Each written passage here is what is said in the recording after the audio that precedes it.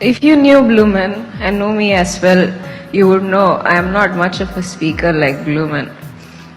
So I decided to type my speech and read it. When I was thinking where I should start, I thought I will just start at the very beginning.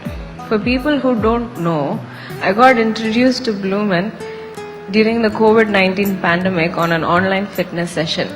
I was attracted to Blumen's relationship with God and the joy that radiated through it.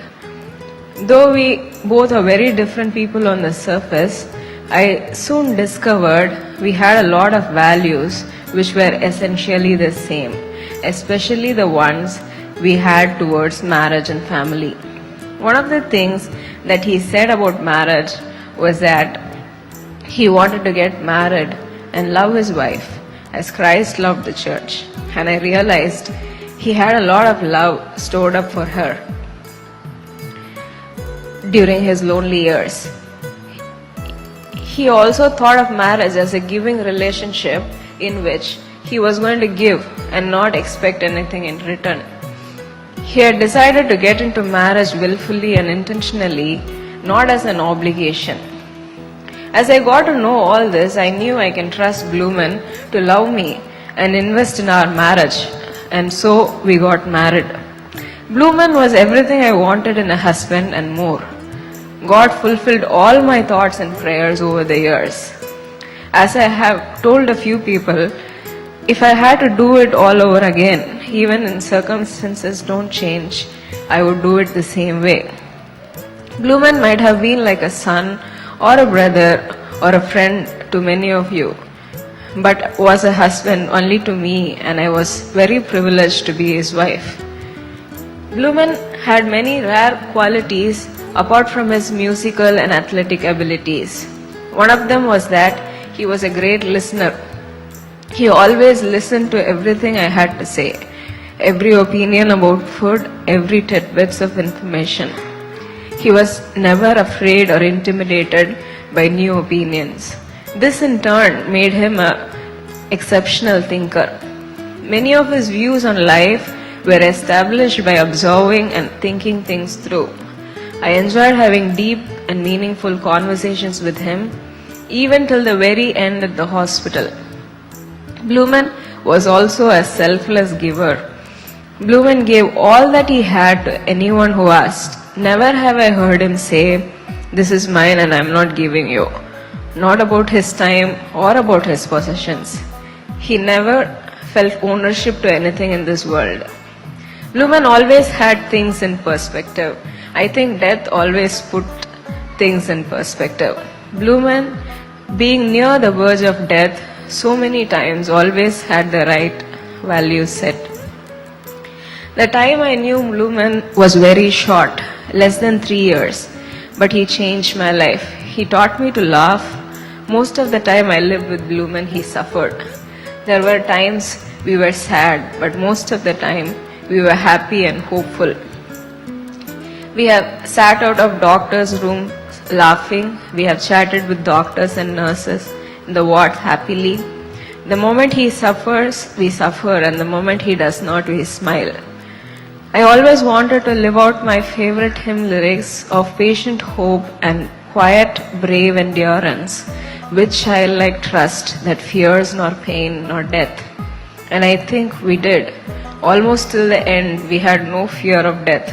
The fear of death didn't loom over us every day, and that was one of the greatest blessings we experienced. He taught me to love. I had always been afraid to love. The fear that the person I love will leave me and leave me heartbroken has always been my concern. Now I realize I was not loving someone else. I was loving myself. But Blumen's love changed me. He loved me not because he can get something out of it, but because he can give all that he had. Blumen loved without expecting anything in return, and even if it cost him. I think I'll highlight this one incident. I pushed his trimmer down and it broke. This happened on the day of wedding.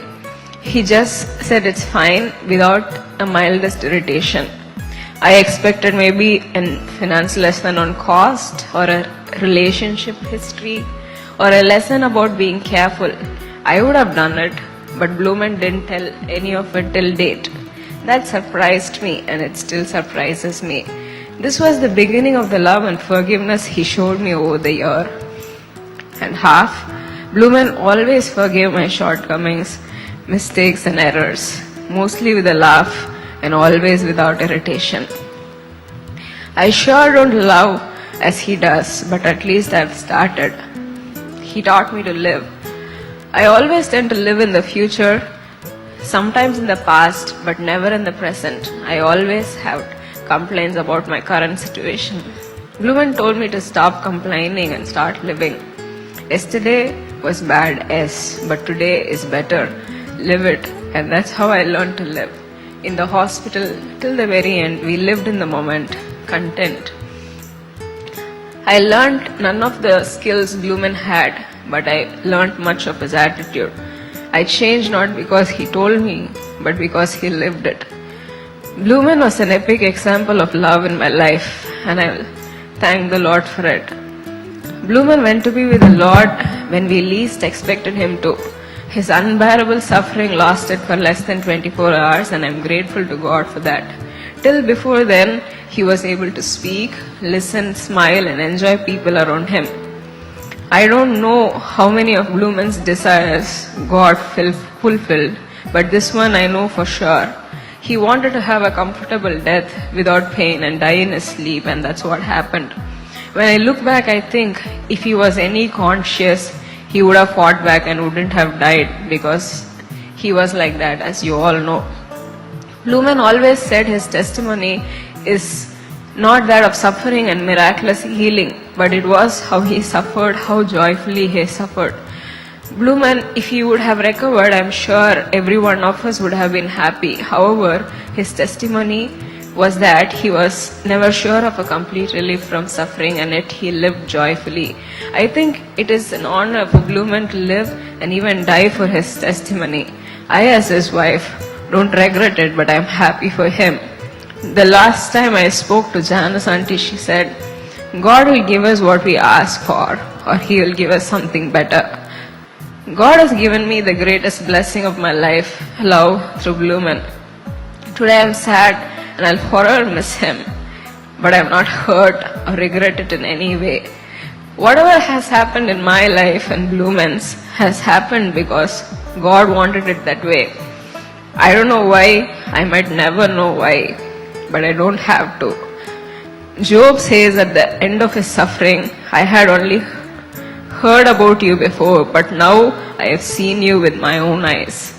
Likewise, I desire that I and everyone who is suffering will see and experience God more deeply than before. Such is our hope, that the Lord whom we serve gives us what we need, and out of our greatest disappointments comes our greatest blessings.